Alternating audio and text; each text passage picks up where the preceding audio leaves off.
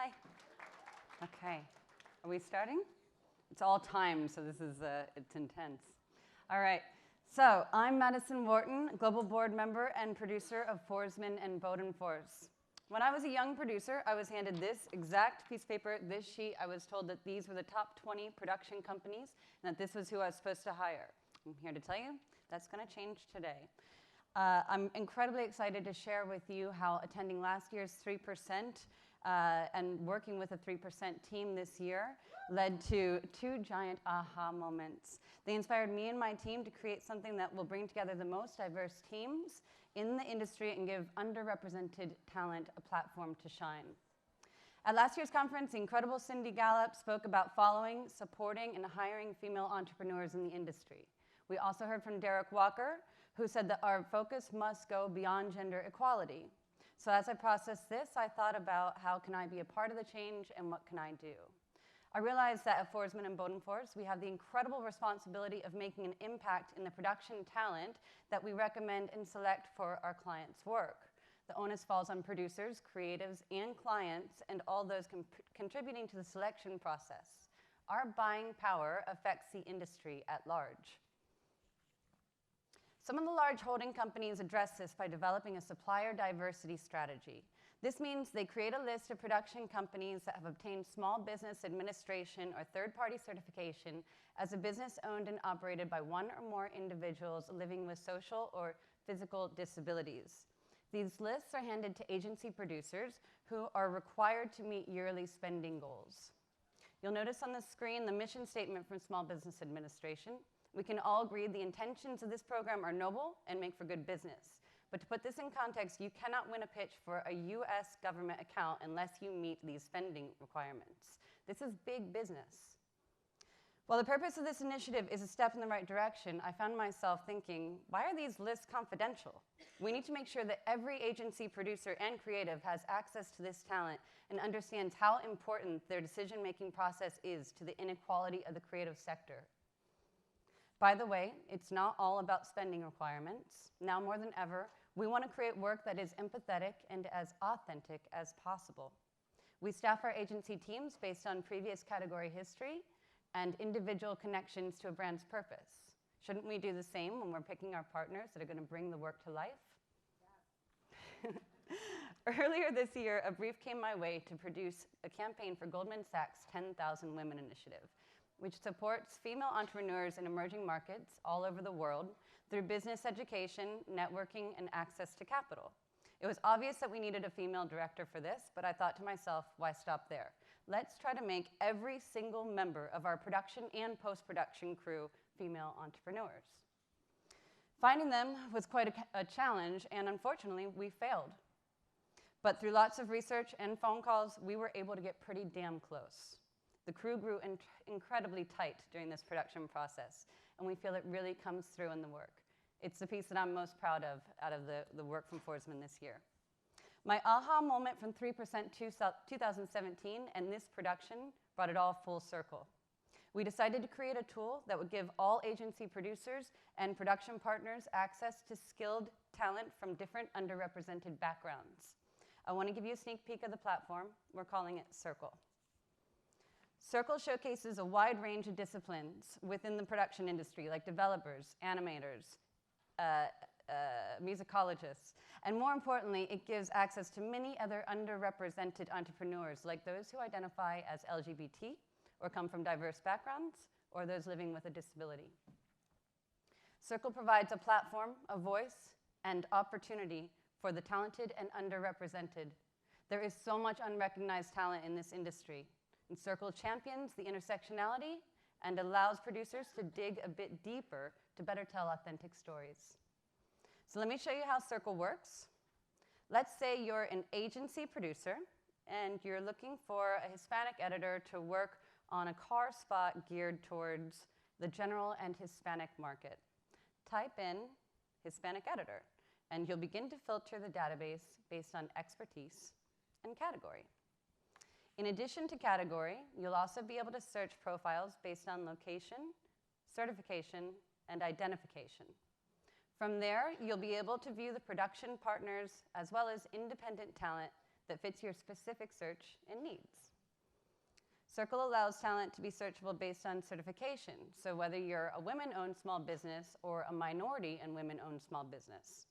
All certified production companies will now have better chances of winning federal government projects or work with companies that have diversity spend requirements.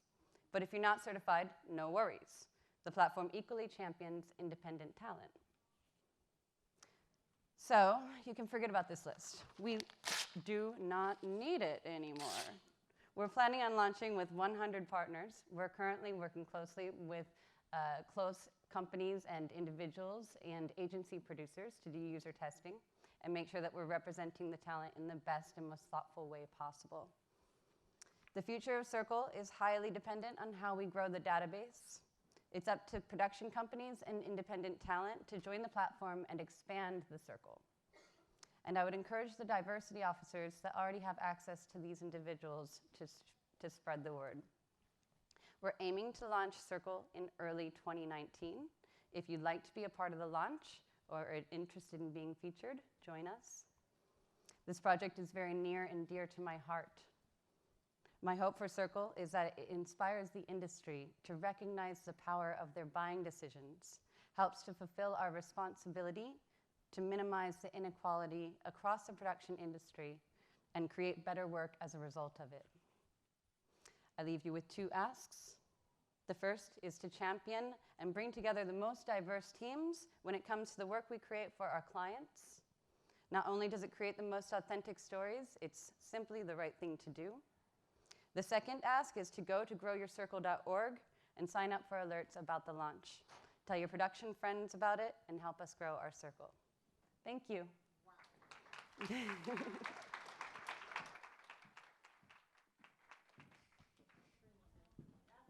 Hello. I can yell. That's about making change. Come here, learn something, and do something. Thank you so much. That's so cool, Madison. Am I on now? Stephanie Jones, come tell us your story. Thank you. Before I get started, please indulge me. I have to document this on Instagram stories. So on a count of 3, say, bring it, all right? 1, 2, 3. Bring it! Thank you. All right, can't forget this moment. All right. You ready to go?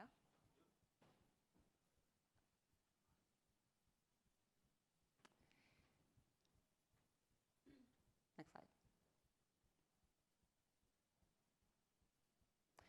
Who am I? Where do I belong?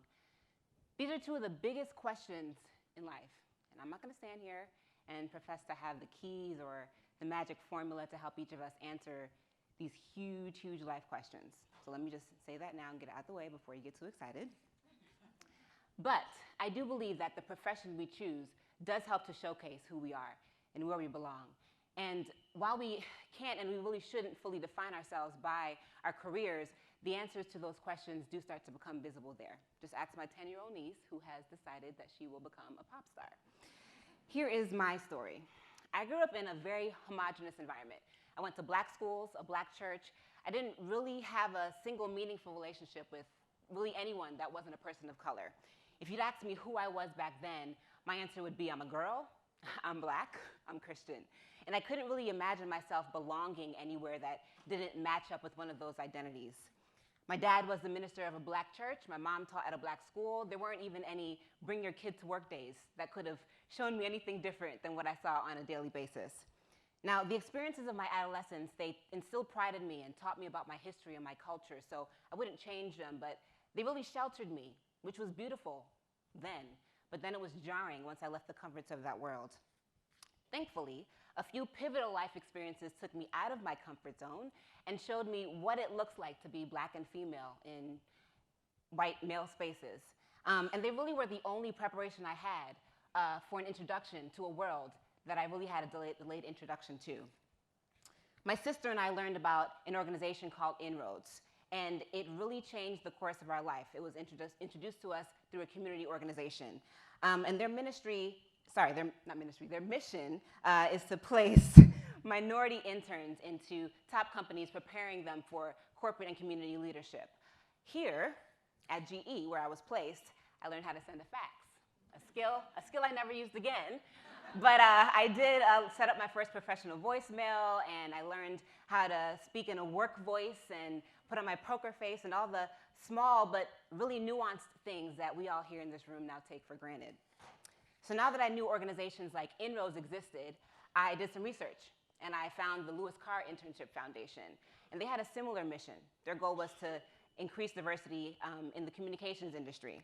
And so I was offered a marketing internship at Lester Products, and I was offered that with 9 other students from around the country. Moving into my last year, I went to a job fair at Howard University, one of the nation's premier HBCUs. And I landed a diversity internship at Fox News. And despite the present feelings I currently hold about Fox News, I am very grateful for the lessons that I learned at that internship.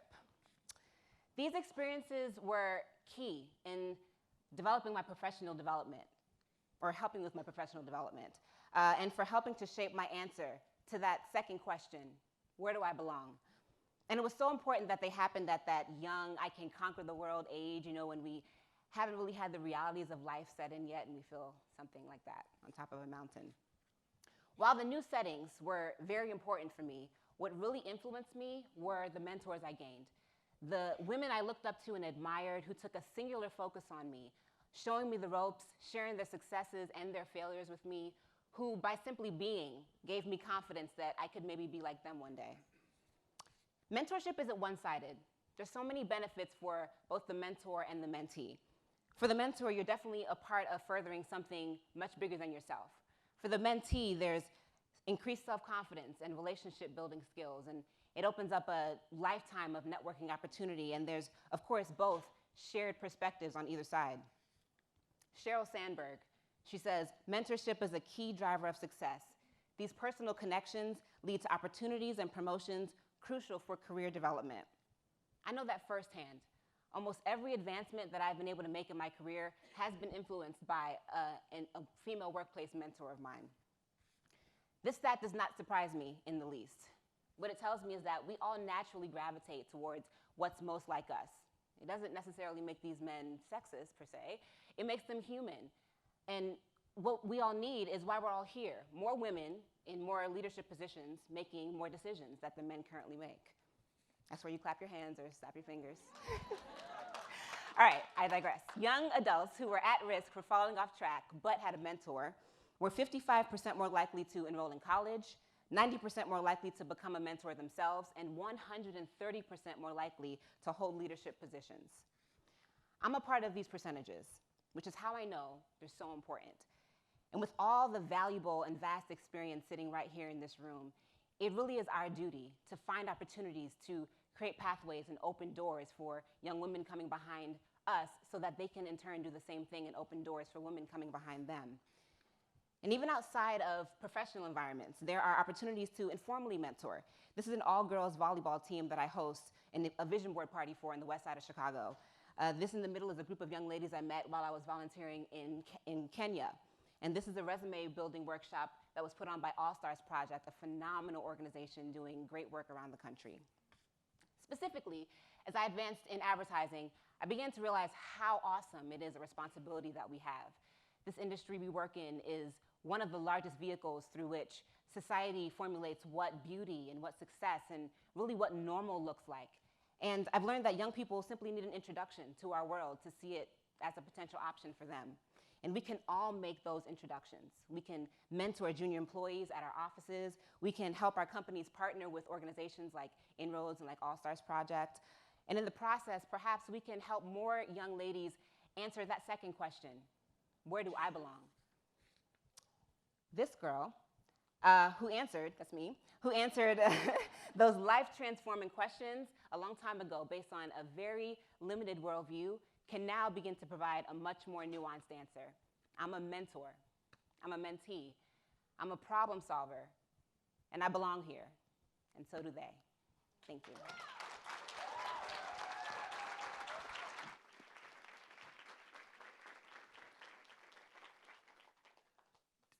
Doesn't that just make your soul feel so good? Amazing.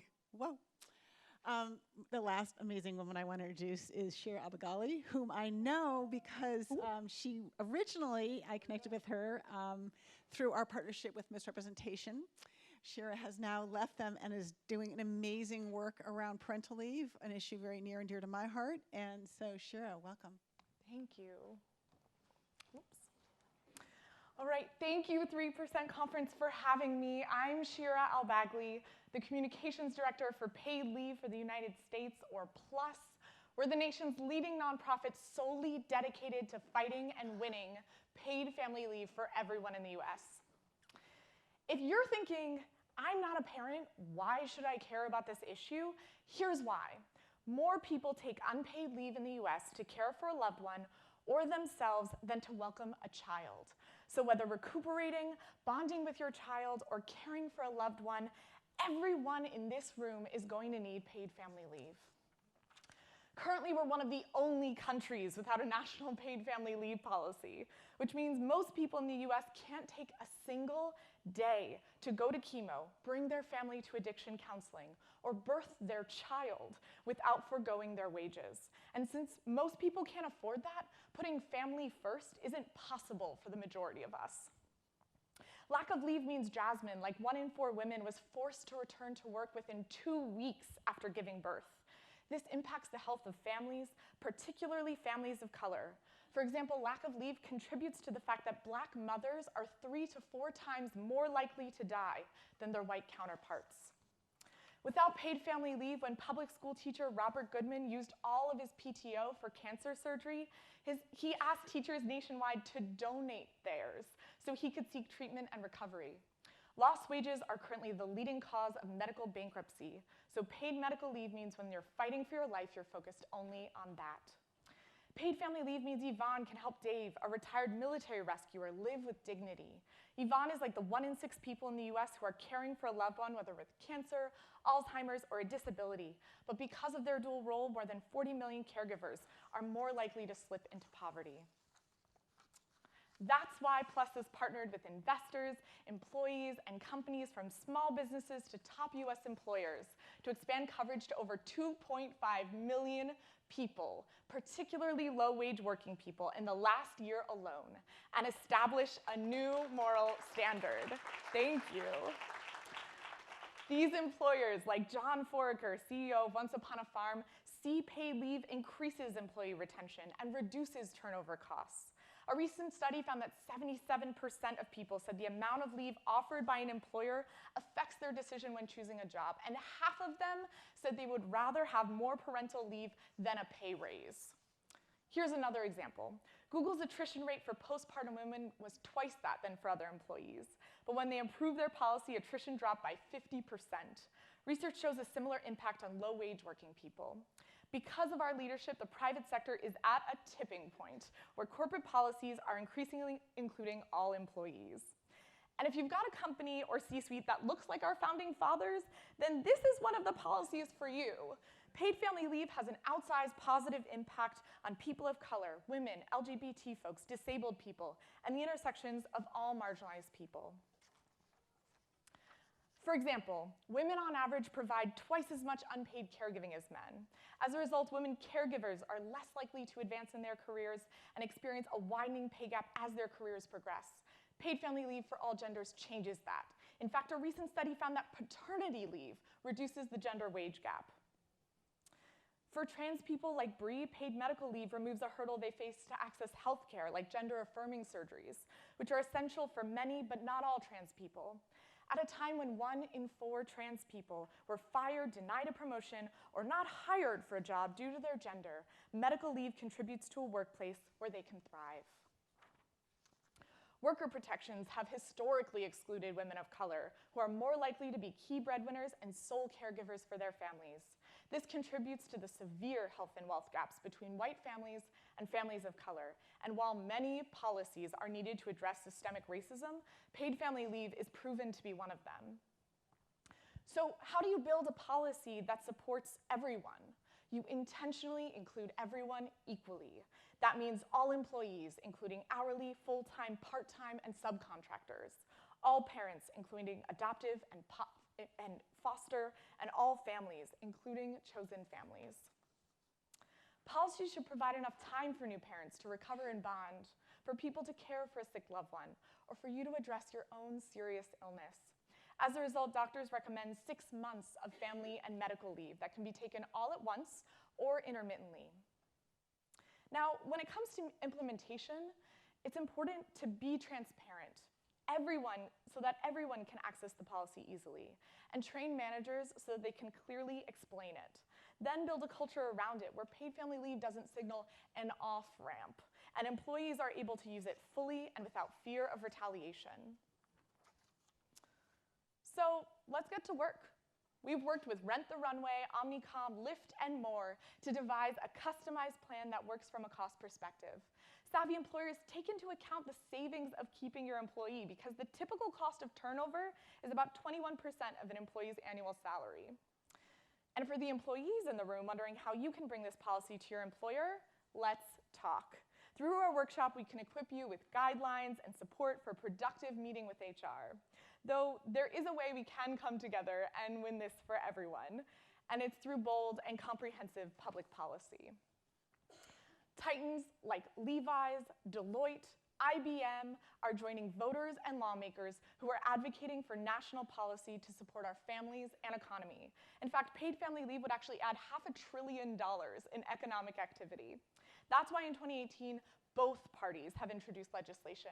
A Republican senator called a historic hearing, and we just elected even more paid family leave champions. So join all of us at PLUS in advocating for a workplace where you can bring it. Bring your whole self to work, and a country where we can actually put our families first. Together, we can win paid family leave. Thank you.